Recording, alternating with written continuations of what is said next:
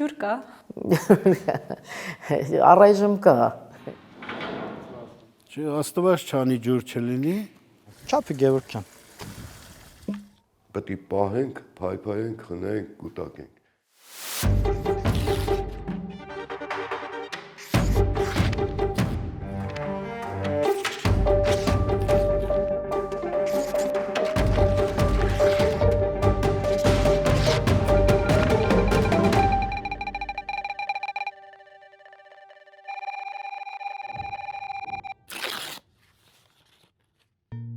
Ակնալիճն է, կամ ինչպես տեղացիներն են ասում, այղր լիճը։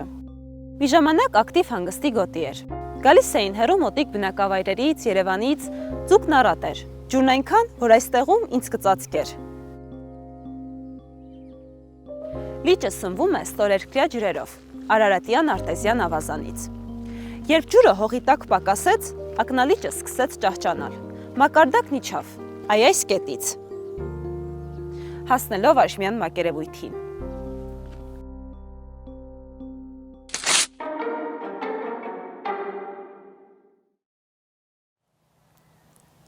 Այս նյութում փորձելու ենք հասկանալ, ինչու է իջնում ստորերկրյա ջրերի մակարդակը, ու ինչ հետևանքներ է դա թողնում երկրի երեսին։ Ինչպես է արձագանքում պետությունն այս խնդրին։ Լուծման ինչ տարբերակներ են առաջարկում մասնագետները։ Ինչքան ջուր է մնացել հողի տակ ու դեռ ինչքան կհերիքի, եթե նույն տեմպով օգտագործենք։ Մեր ջուրը երկու աղբյուր ունի՝ մակերևույթային ու հողի տակ թաքնված, ստորգետնյա։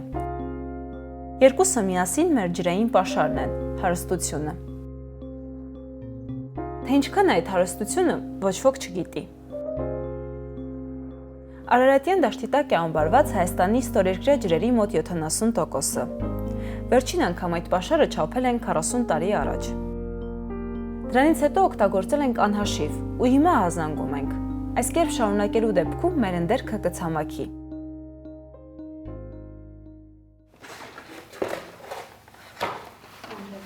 Արարատյան արտեզյան ավազանը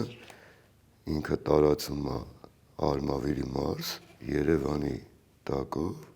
900 մետր բարձրություններով մինչև հասնում է Երասխ բնակավայր։ Այս ամբողջը ընդգրկում է Արարատյան արտեզյան ավազանը։ Բայց 3 անգամ կրճատվել է։ Հայկական սովետական հանրագիտարանն ասում է. Արարատյան դաշտում շատրվանող ջուր առաջին անգամ ստացվել է 1902-ին, Մասիս քաղաքատի Պավանի մոտ փորված հորատանցքից։ Ավազանի ստորերկրյա ջրերի հետախուզումը ու շահագործումը սկսվել է 1940-ական թվականներից։ Դրանից ի վեր հորատում ու ջուր ենք վերցնում, խմելու, կենցաղային, ոռոգման, արդյունաբերական, ձկնաբուծական նպատակներով։ Այս դիտակետը գրունտային ջրերի հորիզոնի դիտակետ է ինքը։ Հարություն Երեմյանն ու Գևորգ Հավաքյանը հիդրոթերապևտաբանության ու մոնիթորինգի կենտրոնից են։ Չափում են ստորերկրյա ջրերի մակարդակը, ճնշումը, ծախսը, ջերմաստիճանը։ Արարատյան ստորերկրյա ջրավազանը բաժանված է 3 գոտու։ Առաջին գոտին մակերևույթին մոտ է, մինչև 50 մետր խորության վրա։ Գրունտային ջրերը ճնշում չունեն, որակապես լավը չեն, օգտագործում ենք հիմնականում ոռոգման նպատակով։ Չափումը իրականացրեց 2 մետր 52 2 մետր 50 սանտիմետր երկրի մակերևույթից ցածր է գրունտային ջրերի մակարդակը։ Հաջորդ 2 գոտում ջուրը ճնշման տակ է, կավի, բազալտի, անթափանց շերտերի միջև, 50 եւ ավելի մետր գետնի տակ։ Դրանց անվանում ենք արտեզյան ջրեր։ Երկրորդ հորիզոնի դիտակետն է։ Տեսեք, ստեղ ջրի մակարդակը ինչ բարձր է։ Մոտ քանի մետր է, Գևորգ, 40 սանտիմետր։ Մոտը ստեղ է։ Այսինքն ինքը երկրի մակերևույթից բարձր է գտնվում ստորերկրյա ջրերը։ Արտեզյան ջուրը սեղմված մնում է այնքան, մինչև հորատում, հասնում ենք երկրի խորքերը։ Եվ ջուրը ճնշման տակ ինքնաշատրվանում է։ Մի հատ էս մակարդակից չենք դրանք չալու։ Դրանք ջուր գալիս։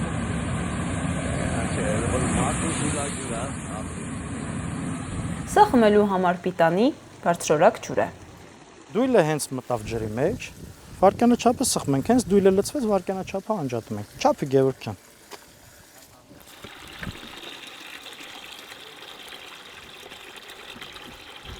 Այս պահին, այս հորատանցքի ծախսը 0.62 լիտր վարկյան է։ Չափում է նաև ջերմաստիճանը ջրի, սնդիկային ջերմաչափով։ 14 աստիճան ջրի ջերմաստիճանն է։ Այդ ո՞նց տեսակ։ Արարատյան դաշտում ստորերկրյա ջրերի չափման 55 դիտակետ կա։ Փոփոխությունները հասկանալու համար դիտորդները 5 օրը մեկ չափում են ու գրանցում տվյալները։ Թուղթ ու գրիչով։ Համար 199 դիտակետ, գրունտային ջրհոր, Արմավիրի մարզ, գյուղ Ակնաշեն։ Ինչ եք վերացնում ստեղ։ Չափած տվյալները։ Մակարդակը։ Եսի 5 օրը մեկ որ չափվել է, այդ մակարդակը ստե ջերմաստիճանը։ Ջերմաստիճանի միջել անփոփոխ ալու, միջ նույնն է։ Ջրի ջերմաստիճանը, անկախ եղանակից։ Սաղ 15 աստիճան է դա։ Որը որ հողի երեսն է, ասենք մի 50-60 սանտիմենի անդադ փոփոխվում է։ Իսկ որը որ խորքն է, արդեն մի 2 մետր խորքն է, նա համարյա թե չի փոփոխվում։ Մի աշճան կամ 2 աշճանի տարբերություն է տալիս։ Սեպտեմբեր, օգոստոս բոլորի համար ունեք։ Այս Տետրերն ունենք փոխել։ 2 տարի գնում է այս տետրերը։ Ու ուղարկում եք այս մոնիթորինգի կենտրոն։ Հաշվետվության մեջ ներառված են դիտարկումների արդյունքները, քիմիական անալիզների արդյունքները, նաև որ հիդրոէլեկտրաբանական մարզերում ստորերկրյա ջրերի ինչ փոփոխություններ են նկատվել եւ դրանց պատճառները։ Տարիներ շարունակ չափից շատ ջուր վերցնելու, հորատանցքերն իրար մոտ փորելու հետևանքով Արարատյան դաշտի ստորերկրյա ջրերի մակարդակն իջել է, ճնշումը թուլացել։ Հորերը դադարել են շատրվանել, աղբյուրներ են ցամաքել։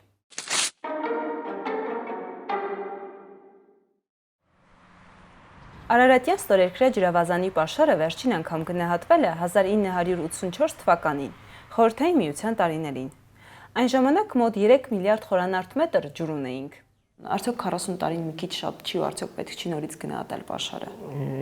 Շատ է ես կասեի եւ այո գնահատման անհրաժեշտություն ունենք։ Ջրի պաշարի գնահատում, թարմացված գնահատում երբ կլինի։ Չեմ կարող ասել թարմացված գնահատում երբ կլինի, մեզ դրա համար բավական շատ մեծածավալ եւ ծախսատար աշխատանքներ է անհրաժեշտ իրականացնել։ Ստացվում է, գետի տակ ինչքան ջուր կա հիմա, հարցի պատասխանը ոչ ոք։ Անգամ շրջակա միջավայրի նախարարությունը չունի։ Մեր ստորգետնյա հարստությունը գնահատելու կարիքը սակայն վաղուց էին տեսել։ Դեռ 2010-ին կառավարությունը նախատեսում էր մոտ 250 միլիոն դրամ հատկացնել Արարատյան դաշտի ջրային պաշարները վերագնահատելու համար։ Նախատեսել է ու չի արել։ Միայն 6 միլիոն դրամ է տվել նախագծահաշվարկային փաստաթղթերի մշակման համար։ Թե ինչու գումարի մյուս մասը չի հատկացվել ու պաշարը չի գնահատվել, շրջակա միջավայրի նախարարությունը չի պարզաբանում։ Բայց գիտենք, թե ինչքան ենք ծախսում։ Դա էլ մոտավորապես։ 2016 թվականի արդյունքներում ըստ պաշտոնական տվյալների 1 միլիարդ 600 միլիոն ջուր էին օգտագործում եւ ըստ ոչ պաշտոնական տվյալների մոտավորապես 2 միլիարդ էր հասնում։ Անկամ պաշտոնական տվյալներով մենք անխնա ենք օգտագործել Արարատյան դաշտի ստորերկրյա ջրերը։ Իսկ իրականում ջրի ծախսը շատ ավելին է եղել, փաստում է գիտնական Բենյամին Զաքարյանը։ Հիդրոլոգը տարիներ շարունակ ուսումնասիրում է Արարատյան ստորերկրյա ջրերի վիճակը։ Բարձում առաջացած խնդիրների պատճառները եւ առաջարկում է գիտականորեն հիմնավորված լուծումներ։ Նայեք, տեսեք, ստեղ ինչքան խիտ է։ Կենտրոնական հատվածում արդեն իսկ երևում է, որ դա շատ մեծ խախտված է։ Կան հորատանցքեր, որոնք որ ընդամենը 20-30 մետր հեռավորություն ունեն իրարից։ Հորատանցքերը պիտի իրարից առնվազն 100 մետր հեռու լինեն։ Երբ այս նորմը խախտվում է, ջրի ճնշումն ընկնում է, հորը դադարում է շատրվանել, ու ջուրը դուրս է գալիս միայն պոմպով։ 2023-ին շրջակա միջավայրի նախարարությունը Արարատյան դաշտում 2387 հոր է գույքագրել եւ արձանագրել։ Դրանցից 969, 40%-ը ջրօգտագործման թույլտվություն չունեն, ապօրինի են շահագործվել։ Այստեղ նախարարության լիազորություններն ավարտվել են, եւ օրինախախտներին պատժելու գործը մնացել է բնապահպանության ու ընդերքի տեսչական մարմնի վրա։ Վերջին 2 տարում տեսչական մարմինը հասցրել է ուսումնասիրել ապօրինի գործող հորերից 728-ը, կասեցրել է դրանցից միայն 71-ի գործունեությունը։ Հաշվառված անօրինական 250 հորերին ստուգման հերթը դեռ չի էլ հասել։ Որպես խնդրի լուծում պետությունն անցել է սահմանափակումների։ 2022-ից արգելել է Արարատյան դաշտում նոր հորատում անել։ Ձկնաբույսներին ջրօգտագործման նոր թույլտվություն այլևս չի տալիս, իսկ գործողները ժամանակավորապես երկարացնում է։ Մինչև 2026-ի հունվարից ուժի մեջ մտնեն ավելի խիստ կանոններ։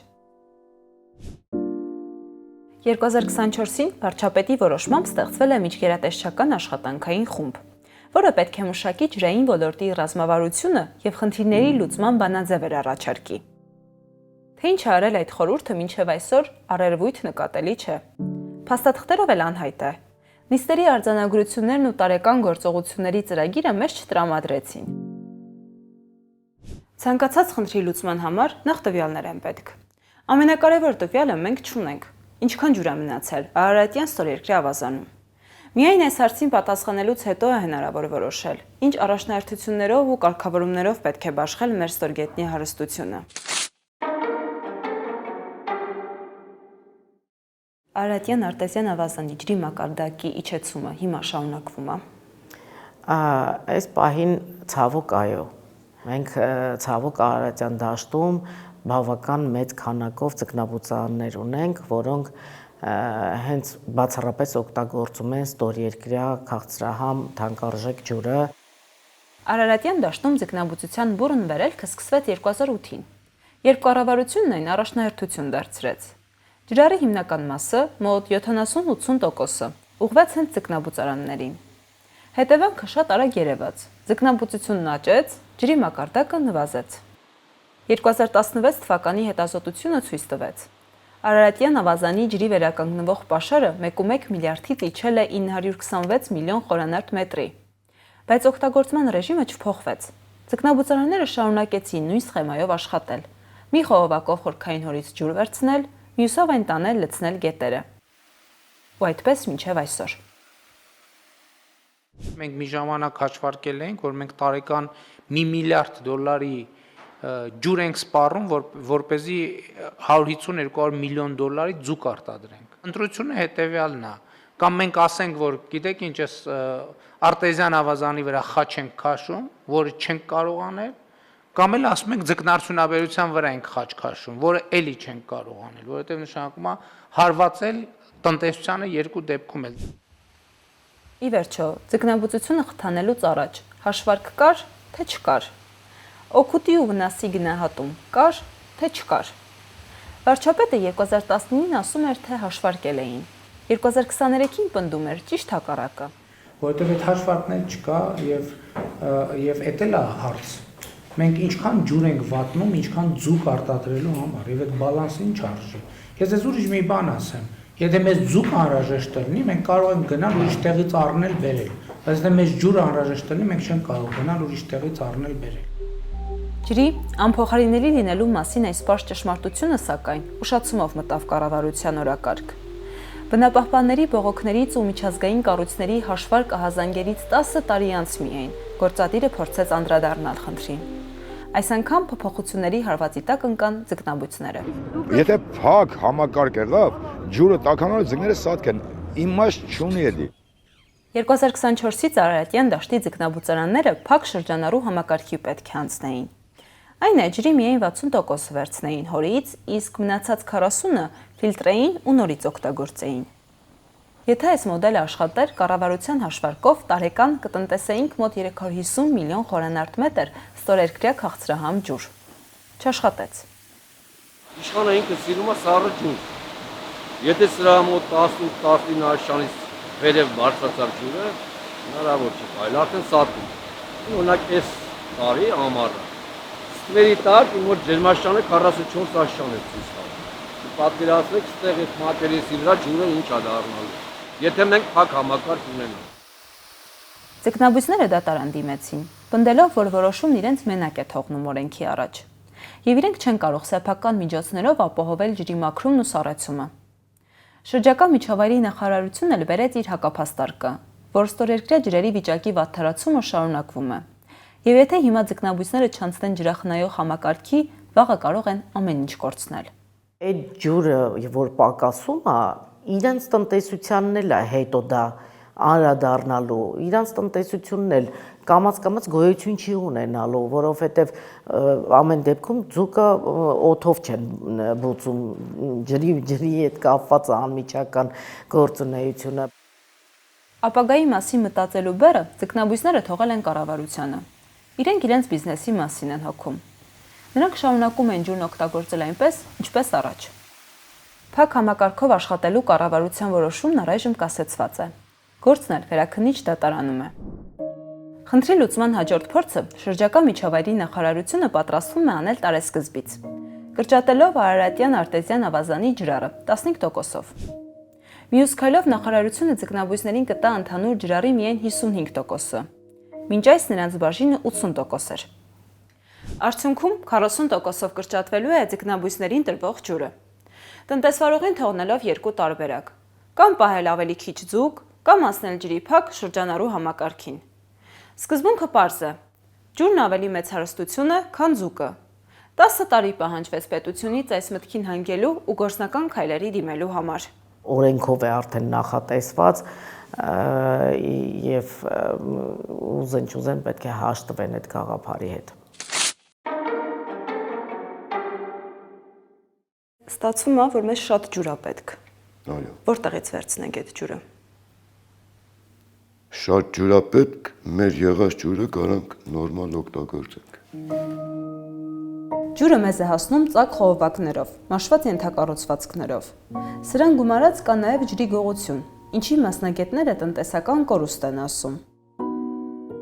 Խմելու ջրի կորուստը վեոլյա ջուրը 7 տարում 80%-ից իջեցրեց 60-ի։ Ռոռոկման ջրի կորուստների նվազում գրեթե չկա, կորցնում ենք կեսից ավելի։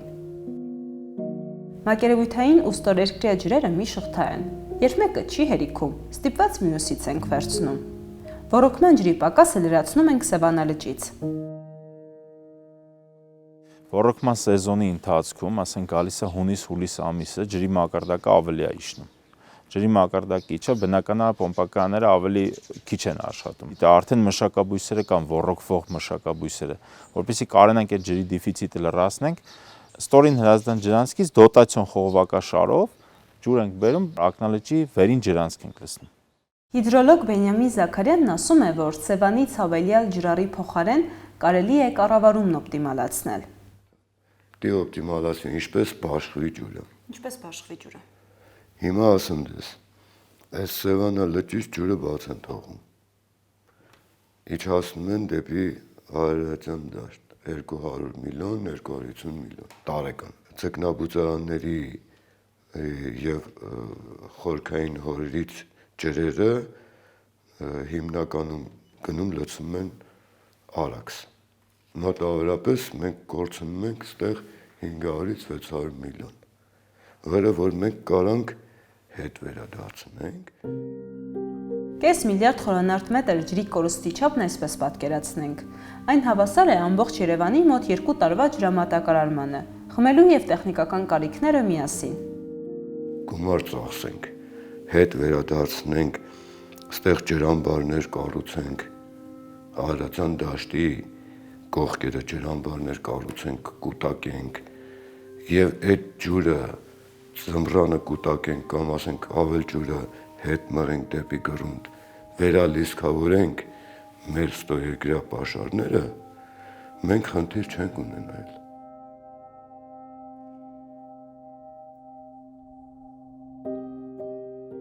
Ջրի հետ մղման մեխանիզմը կա։ Պարզապես մեր պոմպակայաններն են հին ու մաշված։ Մղչանի ու Ռանչպարի պոմպերը նախորդ դարի 70-ականներից են ու մեղմ ասած, անարդյունավետ են աշխատում։ Մեր ջրային կոմիտեի գործընկերների հետ մշակել էինք ինչ միջոցառումներ անենք, որ Սևանից հավելյալ ջրառի անհրաժեշտություն չառաջանա։ Դրանք պոմպակայանների վերանորոգում, վերազինումներ։ Անցած տարի Մղչանի ու Ռանչպարի պոմպակայանները 56 միլիոն խորանարդ մետր ջուր են վերադարձրել Արարատյան դաշտ, ծախսելով 14 միլիոն կիլովատ-ժամից ավելի էլեկտրաէներգիա։ Բարձ հաշվարկով ստացվում է, որ պոմպակայաններից հետ մղված ռոռոկման ջուրը 13 անգամ թանկ է արտեզյան մաքուր ջրի սակագնից, որը սահմանված է ձկնաբույսների համար։ Մինչ մենք փորձում ենք գումար գտնել ու նորոգել մեր հին պոմպակայանները, տարածաշրջանում իրականություն է փոխվում։ Մեր հարևանը ջրամբարաշինությամբ նվազեցնում է մեզ հասնող ջրի ծավալը։ Արաքս գետի վրա Թուրքիան կառուցել է 8 ջրամբար, կառուցվում է կառուցման ընթացքում 7 ջրամբար, մենք եթե հիմա Թուրքիայի հետ կիսում ենք 1 միլիարդ, 5 անգամ կպակասի, մինչև 2050 թվականը, մակերութային ջուրը, եթե 5 անգամ ինքը պակասացնելու է, մենք այս ջուրը պետք է պահենք, փայփայենք, խնայենք, կուտակենք։ Ջուրը կուտակելու արդյունավետ միջոցը ջրամբարներն են։ Արարատյան դաշտը ոռոգվում է Ազատի, Ապարանի, Ախուրյանի եւ Մարմարիկի ջրամբարներով։ Այս տարի ավարտվեց Վեդու ջրամբարի շինարարությունը եւ սկսվեց առաջին ջրալցումը։ Հաստատվել են նաեւ Քասախի ջրամբարի կառուցման ծրագիրը։ Պլաններում Արարատյան դաշտը ոռոգող եւս 2 ջրամբարի կառուցում կա, բայց ժամկետներ չկան։ Սուբվենցիոն ծրագրերով եւ միջազգային ֆինանսավորմամբ ջրամատակարարման ցանցը դանդաղ, բայց թարմացվում է։ Նվազում են տեխնիկական կորուստները, բայց մենք դեռ կորցնում ենք վերցրած ջրի կեսից ավելին։ Արարատյան դաշտը ոռոգելու համար մեր 4 ջրամբարներում կուտակվում է մոտ 130 միլիոն խորանարդ մետր ջուր։ Բայց դա չի հերիքում։ Ստիպված ջուր ենք բերում Սևանից։ Ջրամբարների ամբողջ պաշարից շատ ավելին են օգտագործում ձկնաբուծարանները ու լցնում են Արաքս գետը։ Այդ հսկայական հարստության մեզ անհրաժեշտ մասը նորից Արարատյան դաշտ մղելու համար անհրաժեշտ են ժամանակակից ու արդյունավետ աշխատող պոմպակայաններ, որ չեն ծախսի ավելին, քան իրենց տված օգուտն է։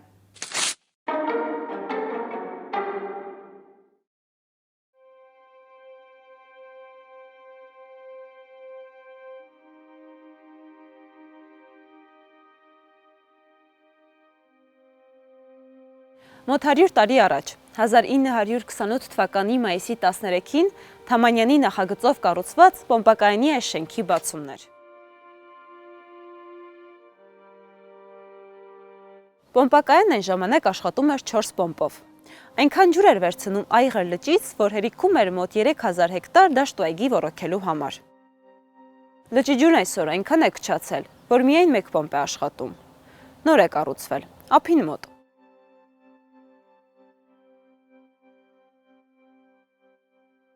Մեր պոմպակայանը կառուցվել 1926 թվականին, մինչև այս վերջերս գործում էր, այդ ժամանակվա պոմպերի լուսանկարն է, այդ ժամանակ այստեղ եկել է նաև Երիշե Չարենցը, որը գրառում է թողել։ Այղեր լճի կառուցումը Հայաստանի աշխատավորության ինչ-որ բառեր են չեմ հասկանում եւ խորհրդային իշխանության մեծագույն հաջողություններից մեկը։ Խոսքերը Չարենցինն են, պատկերը Սարյանինն է։ Այսօր շենքը վթարային է, պոմպերը չեն աշխատում։ Սա առաջի աշխատողների մեկն է, մենք անազգանը չենք հիշում, ռուս մասնագետ է։ Ակնան ստորգետնյա աղբյուրներից սնվող բնական լիճ է։ Հիմա այդ աղբյուրներից 7 անգամ քիչ ջուր է ստանում։ Ակնան ցամաքում է։ Դարձել է անհոսք լճակ, սկսել է ճահճանալ։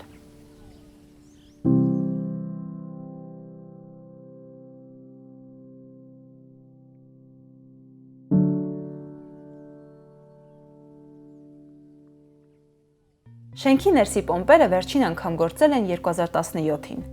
երբ պոմպակայանի տակ դեռ ջրային ավազան կար։ Ջրի մակարդակը իջավ, խողովակները մնացին օդում։ Դրանից հետո նոր պոմպեր կառուցեցին դրսում, լճի ափին։ Պոմպակայանը ջուրը մղում է ջրանցք։ Էջմիածին ջրօգտագործողների ընկերությունն էլ այն տանում հասցնում է Արշալույս, Տարոնիկ եւ Առատաշեն համայնքների բնակիչներին, որ ոռոգեն իրենց դաշտն ու այգին։ Այն բարձր մակարդակի ժամանակ այս փոքրիկ գետով ասենք, վտակով ասենք, սենց գնում էր դեպի սև ջուր։ Հիմա ոչ մի գրամ ջուր չի գնում։ Ճահճուտի հոտն է, մեր ասած նստվածքի հոտն է։ Հա, որտեղ sense զգացում է, էլի, որ պիղմային հոտ է։ Այդտեղ եթե դու կես մետր էլ փորձես առաջ եթաս, նստվածքը այնքան շատ է, որ մի 30 սանտիմ կիջնես ներքև։ Չի հոսում ջուրը դեպի մեծամոր գետ։ Նստվածքները ոչ թե հետմա գետով, այլ մնում է տեղում։ Լիճը խեղդվում է սեփական տիղմի մեջ։ Եթե հնարավոր լինի այն մաքրել, հույս կա, որ ճահճացումը կդադարի։ Այդ հատուկ տեխնիկով մաքրում արվի, որպեսզի ջրի այդ մակերեսը հայելին ավելի չփոքրանա։ Իսկ այս թեմայով հետ շրջակա միջավայրի նախարարությունում տենց խոսել եք, քննարկել եք, Քննարկել ենք կոմիտե, հետել ենք շատ քննարկել։ Անգամ նախանցած տարի տենց պայմանավորվեցինք Սևան ազգային պարկից հատուկ տեխնիկա ենք ուզում բերենք, ուղղակի ոնց որ տեխնիկան տենց չկարեցանք սարքին վիճակում չէր, չկարեցան աշխատեցնեն, դրա համար չբերեցինք, բայց տենց ծրագիր կար։ Դիղմը եթե կարենայինք որոշակի մաքրենք, ասած ջրի մակարդակը կբարձրանար։ Ջրային կոմիտեից տեղեկացրին։ Չեն մաքրել ու չեն էլ պատրաստվում մաքրել ակնալիճը դիղմից։ Պատճառները չնշեցին։ Այս տեմպերով որ օգտագործենք, ջուրը կհերիքի մաքսիմում 30 տարի։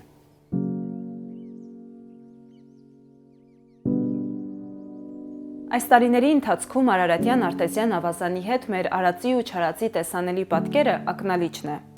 Մակարդակն իջած, փոքրացած, ճահճացող։ Ակնան նաև մեր այսօրվա վերաբերմունքի պատկերն է։ Գիտենք, որ լճի վերականգնման համար անհրաժեշտ է գոնե մաքրել այն տիղմից, բայց չենք անում։ Լուծումները թվում է պարզ են, քայլերն էլ գիտենք, բայց ով պիտի անի, երբ ու ինչ միջոցներով։ Հարցեր են, որոնք կոնկրետ պատասխան դեռ չունեն։